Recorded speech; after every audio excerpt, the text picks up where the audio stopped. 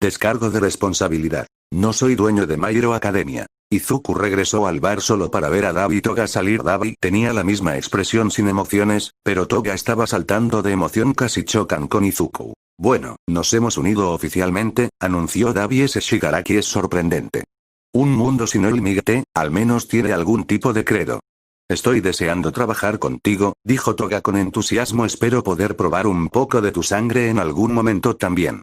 De acuerdo, Toga estaba empezando a asustarlo. Dabi pareció molesto por esto. Lo sé, está loca. Pero estoy seguro de que eventualmente te acostumbrarás, le aseguró a Izuku, y probablemente yo también. Toga se rió de esto. Hasta ahora, a Izuku le gustaba Dabi, hasta ahora no se habló más entre ellos el dúo. Luego se alejó por el callejón y se fue. Izuku entró en el bar y se sorprendió por lo que vio. Razor estaba allí bebiendo un poco de vino mientras Tomura descansaba en el sofá, y Kurohiri manejaba la barra sintiendo que había sido paciente el tiempo suficiente. Izuku habló. Buen momento para la gente de respuestas, anunció atrayendo la atención de todos. Razor y Tomura, ambos me deben respuestas como parte de nuestros acuerdos. Ambos me deben la verdad sobre sus pasados. Kurohiri, no hice tal trato contigo, pero aún me gustaría saber sobre tu pasado, o mejor dicho, por qué y cómo te uniste a la liga, si te parece bien. Todos solo miraron a Izuku. Tomura parecía irritado, Razor parecía divertido, Kurohiri parecía sorprendido y un poco incómodo. Exigirme algo. Finalmente te crecieron un par de bolas, Izuku, estoy tan orgulloso de ti, le dijo Razor. Siempre estuvieron ahí. Simplemente no lo sabía, respondió. Razor se rió de su respuesta. Izuku se había transformado en una persona diferente a la que conoció hace un año, incluso había aprendido a reaccionar adecuadamente. Oh, está bien, supongo que te los has ganado. Tomura, maldito bastardo, será mejor que también lo reconozcas, dijo. Lo haré. No tienes que decirme perra, gruñó. Kurohiri, ¿quieres decirle a Izuku? Preguntó Razor. El villano de la niebla negra no dijo nada. Izuku se dio cuenta de que este debía ser un tema doloroso para él. Kurohiri, comenzó Izuku, realmente no tienes que hacer esto si no quieres. Solo tenía curiosidad, eso es todo. No, está bien. Me gustaría decírtelo. Probablemente lo descubrirás algún día de todos modos, dijo. Me gustaría ser el último, aunque sí, eso está bien. Izuku asintió. Está bien, entonces las damas primero, dijo Izuku mientras miraba a Razor. Hay una dama en la habitación, bromeó Tomura. ¿Realmente dónde? Razor miró a Tomura. Sabes, Izuku, tienes razón, deberían ser las mujeres primero, dijo. Así que vamos, Tomura, parece que estás despierto primero. Esta vez fue Tomura quien lo fulminó con la mirada. Izuku y Kurohiri se preguntaban si serían capaces de superar esto sin insultarse entre sí. Razor, por favor, ve primero, pidió cortésmente Izuku. Todavía mirando a Tomura, Razor cedió y se volvió hacia Izuku. Fue entonces cuando empezó a contarle sobre su pasado. Escena retrospectiva. Su nombre era Razor, al menos eso es lo que le habían dicho. No tenía un nombre real porque no tenía padres. Ella fue abandonada por ellos, o eso le habían dicho. De cualquier manera no importaba. No, donde ella estaba era un lugar que se habría conocido como el infierno al principio, pero con el tiempo se convirtió en su hogar. Razor fue el nombre que le dieron cuando tenía 4 años, cuando manifestó su peculiaridad. Así fue como funcionó para todos los niños adoptados por la organización. Se llamaba Butler, donde incluso se les ocurrió un nombre tan estúpido que ella no sabía ni le importaba. Sin embargo, fue apropiado. Servidores contratados cumpliendo las órdenes de sus empleadores, eso es lo que eran. Butler era una organización mercenaria que aceptaba cualquier trabajo, ya sea asesinato, protección de alguien o algo, adquirir información, lo que sea lo que sea. Siempre lo aceptarían, bueno, no siempre, dependiendo de si las personas disponibles lo aceptarían o no.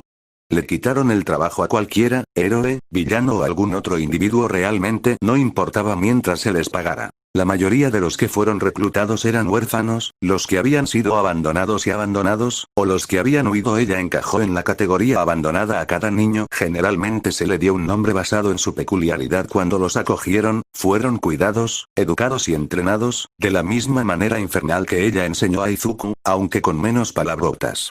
También se les enseñó a confiar principalmente en sí mismos, algo en lo que ella se destacó más.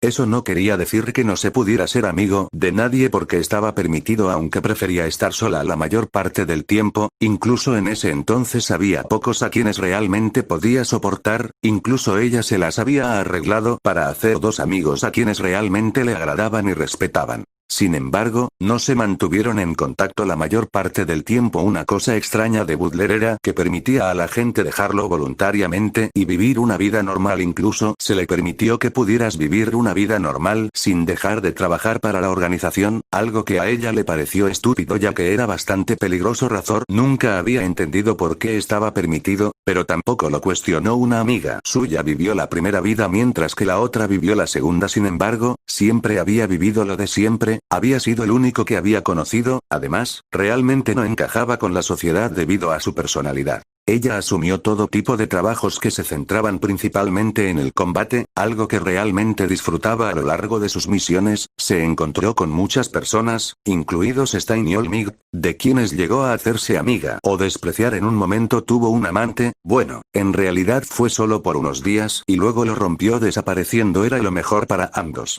Ella derramó sangre, salvó vidas, torturó y defendió a todos porque se le ordenó. Lo único que no había hecho era quitarle la vida a un niño. Ella reconoció que era una perra, pero no tan grande. Esa era una línea que incluso ella nunca cruzaría, era una de sus pocas moralejas. No había límite de tiempo para el tiempo que trabajaba para sus clientes. Siempre que declaraban que la misión estaba completa, ella regresaba con Butler. Otras veces es cuando el empleador fue arrestado o asesinado. Esa fue su historia, esta era su vida, era todo lo que tenía. Fin del flashback. Nadie dijo nada. Sin embargo, Izuku se sorprendió especialmente. Razor es un mercenario, pensó. Pensando en el día anterior a la pelea con Bakugo, recordó lo que ella le había dicho a Sensei.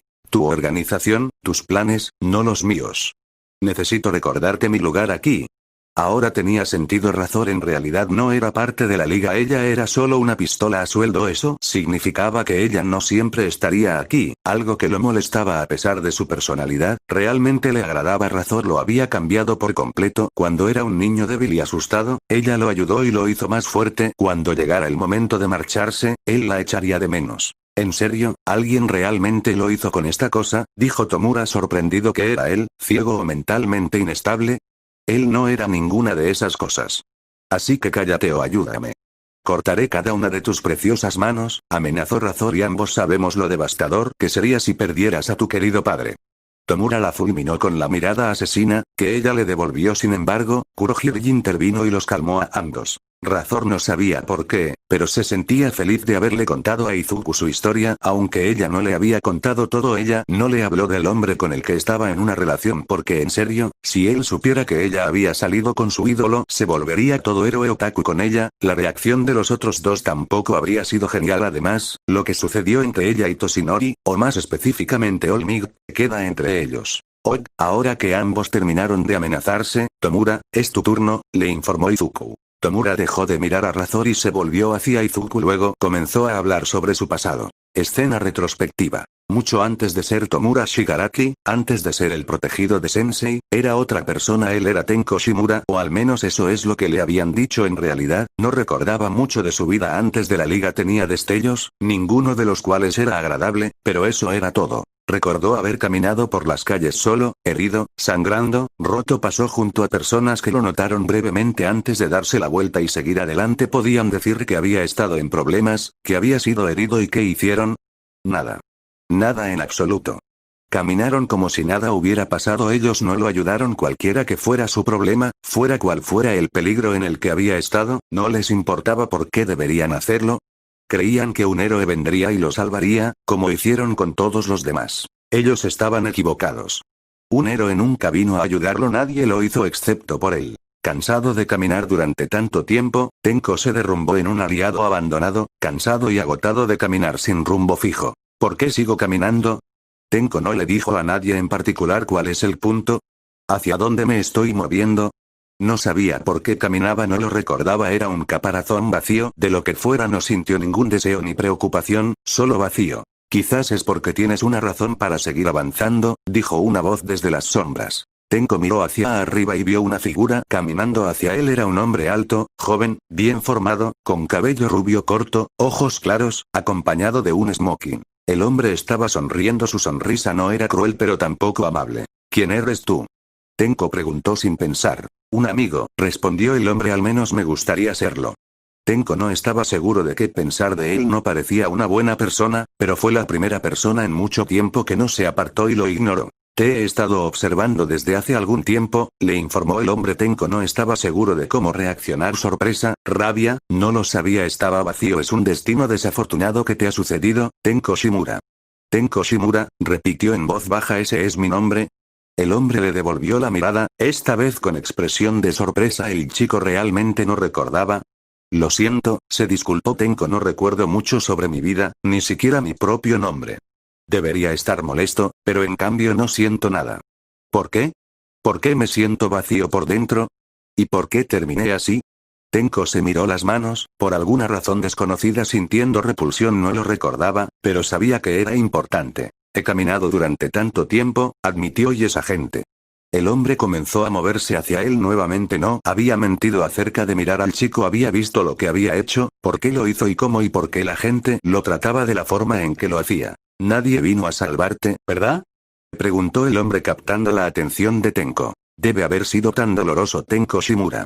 Era. Debe haber sido tan aterrador. Era. Debe haber sido muy doloroso. Era. Por eso corriste buscando una mano amiga, continuó el hombre mientras estiraba su propia mano hacia el chico. Debe haber sido tan horrible. Tenko lo miró fijamente sin poder comprender. ¿Realmente se estaba ofreciendo? Seguramente un héroe lo hará, déjalo en manos de los héroes. Todos usaron excusas como esa para ignorarte, ¿no es así? Lo hicieron, todos lo hicieron. Tenko no entendió por qué, pero las palabras del hombre resonaron en él y comenzó a llorar. El hombre estaba lo suficientemente cerca ahora y al ver las lágrimas en los ojos de Tenko, atrajo al joven a un abrazo. ¿Quién en el mundo podría hacerte algo así? ¿Oms? No lo sabía, pero sentía que debía hacerlo. Está bien ahora. Ahora me tienes. Ese abrazo, ese consuelo que no se había dado cuenta que había estado anhelando desesperadamente de todas las cosas en su memoria, ese abrazo, el abrazo de Sensei, eso era lo que más recordaba. ¿Por qué? Porque le hizo sentir algo que no había sentido en mucho tiempo. Esperanza. Algún tiempo después. Después de eso, All for One lo acogió. Incluso se podría decir que lo adoptó, lo cual no era del todo inexacto. All for One le dio una habitación propia y le dijo a Tenko que sería su sensei, aunque el niño tenía curiosidad por saber qué le enseñarían. Doctor, llamó All for One. Tenko no lo había notado antes, pero había otro hombre en la habitación. Era un hombre de baja estatura, calvo y con un gran bigote. Además, llevaba gafas protectoras. Eso no fue lo que llamó su atención. Lo que le llamó la atención fue lo que había en la mesa frente al médico. Fue una serie de manos mutiladas. Estos son los restos de sus familiares, le informó el doctor. ¿Qué? Tenko pensó incrédulo. Seguramente lo escuchó mal. Los restos de su familia, eso significaba que estaban muertos. De repente desarrollaste una peculiaridad nunca antes vista, continuó el doctor antes de soltar la bomba, y mató a su familia con esas manos suyas. Tenko sintió un dolor agudo en la cabeza. Una gran ola de náuseas comenzó a invadirlo y sintió la necesidad de vomitar. Tuvo un destello de un perro, luego algunos restos cenicientos. Cuanto más pensaba en ello, más le dolía la cabeza y empezó a tirarse de la cara. El vómito comenzó a subir por su garganta. ¿Te acuerdas?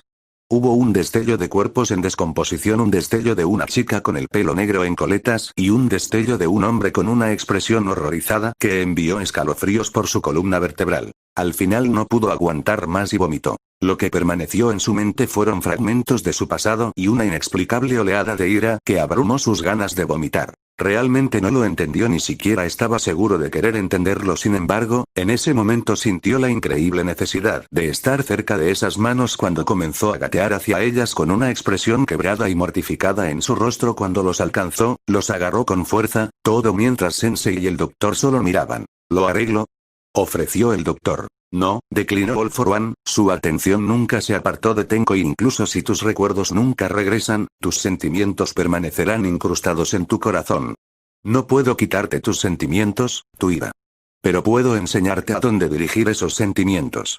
No entendía por qué, pero le creía. Tenko le creyó a este hombre. Creía que podía ayudarlo, salvarlo, cuando nadie más podía. Después de este incidente, comenzó su largo camino como sucesor de All for One, deshaciéndose del nombre Tenko Shimura y convirtiéndose en Tomura Shigaraki. Fin del flashback. Tomura se limitó a mirar al suelo. No le había dicho a nadie sobre esto en tanto tiempo. Todos se habían quedado en silencio y cada uno tenía diferentes pensamientos sobre el asunto. Razor, a pesar de lo mucho que odiaba a este mocoso, en realidad sintió pena por él. Kurohiri, que había escuchado esta historia antes, miró hacia otro lado con tristeza. Izuku estaba más que sorprendido. Nunca hubiera imaginado que Tomura hubiera pasado por algo así, quedarse destrozado como estaba, solo para que Sensei entrara y lo salvara en el último minuto. Sin embargo, fue más que eso el hecho de que esas personas, esos civiles simplemente lo dejaran para que se las arreglara solo mientras asumía que un héroe vendría y lo salvaría. Hizo que Izuku se diera cuenta por primera vez de lo frágil que era realmente la sociedad. Tenían que serlo si dependían de los héroes hasta ese punto. Aún así, simpatizaba con Tomura, en más de un sentido. La gente piensa que las peculiaridades son geniales. Pero no lo son. Es por eso que te odié desde el principio. Desearía no tener ninguna peculiaridad. Hubiera sido mejor que lo que tengo, exclamó Tomura. Me sorprende que Sensei ni siquiera te ofreciera uno. Oh, lo hizo. Sin embargo, dije que no. Querer una peculiaridad era en realidad que yo quisiera ser aceptado por la sociedad, lo que nunca sucederá, respondió Izuku. Aún así, estaba sorprendido de por qué Tomura lo odiaba. Nunca antes había oído hablar de alguien que deseara no tener peculiaridades. Parecía que Tomura creía que el mundo de las peculiaridades era un lugar muy peligroso. Sensei no me favorece, ¿sabes? Declaró Izuku. Le gusta el trabajo que hago, pero eso es todo. Aparte de eso, no hay nada más, así que no necesitas sentirte amenazado por mi presencia. Tomura lo miró con una expresión ilegible y luego suspiró. Lo que sea que él dijo, de todos modos, es el turno de Kurohiri. Todos los ojos estaban ahora en Kurohiri, que estaba algo nervioso. Aparte de Razor y All for One, nadie sabía de su pasado ni de Laura. Respiró hondo y empezó a hablar. Mi ascenso a la villanía es algo similar al de Izuku. La única diferencia es que se trata de una persona sin peculiaridades en mi vida que pasó por lo que hizo. Su nombre era Laura, mi hermana menor.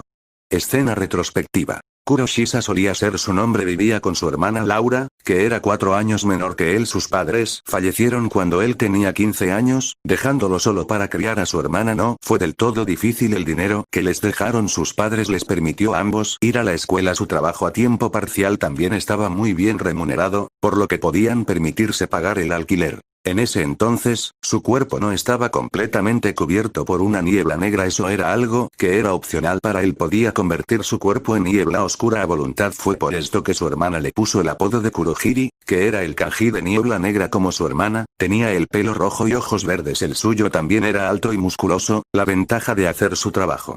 Laura era una niña tan dulce. Ella siempre fue buena con los demás y siempre se preocupaba por el bienestar de los demás en lugar del propio. Ella también tenía el sueño de ser cantante. Ni siquiera le importaba que no fuera peculiar. Kuro la amaba profundamente cuando estaba con ella. Sentía que su vida tenía un propósito, una razón para vivir. Las cosas eran felices entre ellos, o eso pensaba él. Cuando Laura estaba en la escuela secundaria, cambió. No lo notó al principio, pero después de un tiempo se dio cuenta de que algo andaba mal. No estaba socializando tanto como solía hacerlo la mayoría de los días. Cuando volvía a casa, se dirigía a su habitación y se quedaba allí hasta la cena. Por lo general, cuando hablaban era sobre la escuela y el trabajo. Cuando surgía el tema de sus amigos, Laura siempre decía que estaban ocupados estudiando como ella. Ella siempre estaba sonriendo durante estas conversaciones, por lo que nunca la cuestionó. A medida que pasaron los años, Kuro comenzó a notar ciertos cambios en la hermana, sobre todo físicos. Cuando regresó de la escuela algunos días, Kuro podía ver los débiles contornos de moretones en sus muñecas. Además, hubo momentos en que notó algo en su cuello. Ella los cubrió ambos, pero él aún los notó. Siempre que se le preguntaba al respecto, Laura inventaba alguna excusa sobre cómo se había caído o golpeado con algo cuando no estaba mirando, aunque sabía lo contrario. Llegó a la conclusión de que estaba siendo intimidada en la escuela y la confrontó al respecto. Laura lo negó, pero ella era una pobre mentirosa, así que él vio a través de ella. Cuando se dio cuenta de esto, suplicó que no pasaba nada y que todo lo que le sucedió fue solo un accidente. No queriendo molestarla, no hizo nada. Fue el mayor error de su vida, uno que lo perseguiría para siempre. Llegó un día en que regresó a casa más agotada que de costumbre. Sus ojos tenían el aspecto de una persona muerta. Eso lo hizo Kuro. No podía soportarlo más, así que iba a ir a su escuela mañana y hablar con el director y los maestros sobre esto. Laura anunció de repente que iba a salir a caminar a pesar de que era tarde. Ella le dijo que tenía sus llaves para poder volver a entrar y que él pudiera irse a la cama. Luego dijo algo que él nunca olvidaría incluso si lo intentaba. Ella lo abrazó con fuerza y dijo: "Gracias por todo, Kuro. Gracias por ser mi hermano mayor. Gracias por estar siempre ahí para mí. Realmente te amo por eso". Estaba un poco desconcertado por esto. Sin embargo, le devolvió el abrazo y le dijo que también la amaba. Fue entonces cuando salió a caminar. Ese fue el último momento que compartieron. Al día siguiente, cuando notó que ella no estaba en casa, pensó que debía estar en la escuela por supuesto. Cuando llegó a la escuela, descubrió que ella no había estado allí en toda la mañana. Fue entonces cuando recordó lo que ella le dijo anoche, la forma en que lo dijo, y el estado en el que había estado.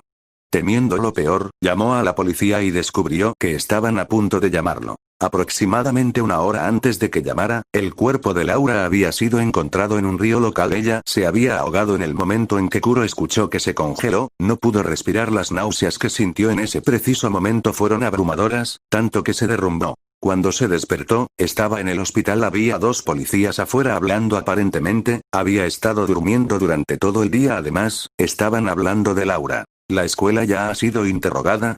Sí, pero nadie está diciendo nada, o más bien lo están negando. A pesar de lo que dice el diario de la señora Shisa, nadie está confirmando nada. Dejaron de hablar cuando un hombre subió a la habitación y entró. Llevaba un abrigo y un sombrero negros. Poseía cabello rubio, ojos color chocolate y era bastante alto. Hola señor Shisa. Mi nombre es Reo Yagami, detective Yagami, le informó el hombre. Sé que esto es repentino, pero estoy aquí para hacerte un par de preguntas sobre la muerte de tus hermanas. Paso, qué forma tan educada de decirlo. ¿Te refieres a su suicidio?, replicó Kuro. No tienes que endulzarlo. Cuando me enteré, me di cuenta de que la forma en que actuó anoche lo hizo posible. El detective frunció el ceño. ¿Y qué crees que la hizo caer hasta ese punto?, preguntó. Y entonces le explicó al detective sobre el comportamiento de Laura y sus heridas. Cuando terminó, el detective guardó silencio. Kuro sabía por la forma en que estaba actuando que sabía algo que no sabía y por eso exigió respuestas. El detective Yagami, sintiendo que el hombre tenía derecho a saber qué le pasó a su hermana, decidió contárselo. Laura había sido intimidada en la escuela. La razón principal, ella no tenía peculiaridades. Al principio no fue un problema importante, pero después de un tiempo empeoró, por lo que la policía obtuvo de su diario. Tuvieron que registrar el apartamento en busca de pruebas. La atormentaba principalmente una chica llamada Nenriki. En sus propias palabras, la niña usó su telequinesia para hacerla tropezar, robarle, empujarla y abusar de ella de muchas otras formas. También la llamó una variedad de nombres como perra sin peculiaridades y algunos mucho peores. No pasó mucho tiempo antes de que otros se unieran y las cosas empeoraran. Sus amigos también dejaron de hablar con ella. Aparentemente Nen, cuyo padre era abogado, los había amenazado con mantenerse alejados de ella o de lo contrario sus padres perderían sus trabajos. Nen siempre se burlaba de los sueños de Laura, diciendo que nunca sería más de lo que ya era. La niña incluso se jactaba de que iba a ser una heroína admirada por todos los más famosos y ricos que cualquier otro. En pocas palabras, era una perra ensimismada. La única razón por la que no la habían arrestado fue porque su padre la defendió y nadie estaba dispuesto a hablar en su contra, principalmente por miedo. El detective no le contó todo, pero le contó lo suficiente. Había ciertos detalles que omitió por razones específicas. Kuro se estremeció de rabia. Estaba enojado con la escuela y los amigos de Laura por lo que le habían hecho, pero sobre todo, estaba enojado con esa chica por hacer de su vida un infierno sin ninguna otra razón que no fuera el hecho de que no tenía peculiaridades. Agradeció al detective por su información y dijo que le hizo sentir más comprensivo por qué murió su hermana. Cuando el detective salió de la habitación, empezó a sollozar histéricamente. Se disculpó con Laura por fallar como su hermano mayor y no protegerla cuando debería haberlo hecho. Fue en ese momento que se hizo una oscura y silenciosa promesa a sí mismo para obtener venganza. Esto se logró un par de semanas después. No fue difícil para Kuro obtener detalles sobre la niña. Había acudido a uno de los amigos de Laura quien, por culpa de no ayudar a Laura, le dio información sobre Nen y una imagen de cómo se veía luego, usando su peculiaridad. La gente en ese momento pensó que estaba transportando algo tan lejos como su niebla podía llegar. En ese momento, la acechó para aprender todo sobre su rutina diaria. Finalmente decidió que había esperado lo suficiente. Cuando ella estaba sola, golpeó primero, le cortó las manos con un cuchillo grande para inutilizar su peculiaridad. La sorprendió totalmente el asalto. Ella comenzó a gritar de agonía y luego, pidiendo ayuda, trató de correr, pero Kuro no se lo permitió. Usó su peculiaridad para ponerse frente a ella y apuñalarla repetidamente. Mientras tosía sangre suplicó piedad. Él se negó fríamente y le informó por qué estaba a punto de morir. Para su sorpresa luego le dijo fríamente que ninguna amenaza que usara, o incluso su peculiaridad, la salvaría, que iba a morir y que nada podría cambiar eso. Ella lo miró con miedo. Furiosa por lo que estaba sucediendo, Nen comenzó a regodearse de cómo atormentaba a Laura, se refirió a ella como una puta sin peculiaridades y admitió haberla aconsejado sobre cómo ahogarse enfurecido. Kurohiri la apuñaló en el cuello para silenciarla. Verla morir le satisfizo de formas que no podía describir. Después de esto se escondió, o más bien desapareció del mundo. No quería ser parte de una sociedad que no tuviera a Laura. Algún tiempo después de esto, conoció a Sensei y se unió a la liga. Su nombre de villano se convirtió en el lindo apodo que le dio su hermana, mientras que para otros era solo un nombre que coincidía con su peculiaridad, para él tenía un significado profundo. Fin del flashback. Todo el mundo, salvo Razor, se sorprendió. Tomura recordó cómo reaccionaba Kurohiri ante la gente sin peculiaridades antes, ahora tenía sentido. Sintió una extraña cantidad de simpatía por el hombre. Izuku sintió una profunda tristeza y simpatía por Kurohiri. También le preocupaba lo similar que había sido la situación de Laura a la suya. Si yo hubiera muerto, mi mamá, ¿lo habría hecho a Kacchan? Pensó horrorizado. No lo haría, nunca lo haría. Izuku no quería pensar que su madre fuera capaz de tal acción. No habría estado vivo para saberlo, pero no podía soportar la idea. Había sido tan egoísta que ni siquiera consideró lo que podría pasar si se hubiera suicidado. Bueno, somos todos. ¿Estás satisfecho, Izuku?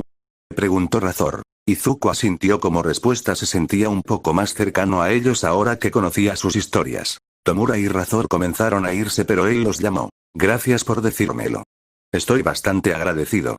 Tú también, Kurohiri, les informó. Todos se volvieron para mirarlo. No somos buenos, Izuku, pero tampoco somos totalmente malos, le dijo Razor. Todos tenemos algo que nos define por lo que somos, al igual que los héroes, agregó Tomura. Fue el mensaje de Kurohiri lo que más lo afectó. Hay algo que debes saber, Izuku. El bien y el mal, no nacen, se hacen, le informó al niño. Fue entonces cuando todos despegaron. Izuku regresó a su apartamento abrumado por el día que acababa de tener. Se derrumbó en su cama y cayó en un sueño profundo. Saludos a Alfredo Flores Hernández, José López Fitz y Fabio Antonio Arandia Velasco.